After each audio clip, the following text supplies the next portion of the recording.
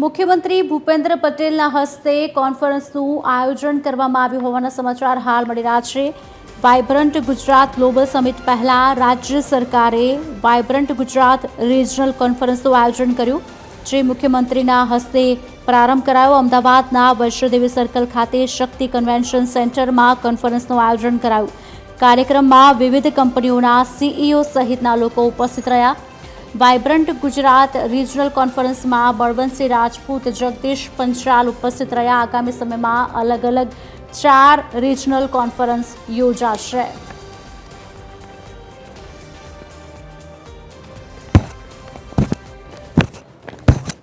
And now, get ready to witness the unveiling. આવી regional conference વિકાસમાં નિર્ણાયક ભૂમિકા નિભાવશે અને જિલ્લા અનુરૂપ વિકાસ માટે ગેમ ચેન્જર સાબિત થશે। ક્વોલિટી પ્રોડક્ટથી જિલ્લાની ગ્લોબલ બ્રાન્ડ ઇમેજ પણ ઊભી થવાની છે। આના પરિણામે વિકાસનો સાચો લાભ રાજ્યના દરેક ખૂણે પહોંચશે અને સૌના સાથ, સૌનો વિકાસ, સૌનો વિશ્વાસ અને સૌના પ્રયાસનો મંત્ર પાર પડશે। વડાપ્રધાનશ્રીએ વિકસિત ભારત 2047નો સંકલ્પ આપ્યો છે। આપણે પણ 2047માં વિકસિત ગુજરાતથી વિકસિત ભારતનું નિર્માણ કરવું છે।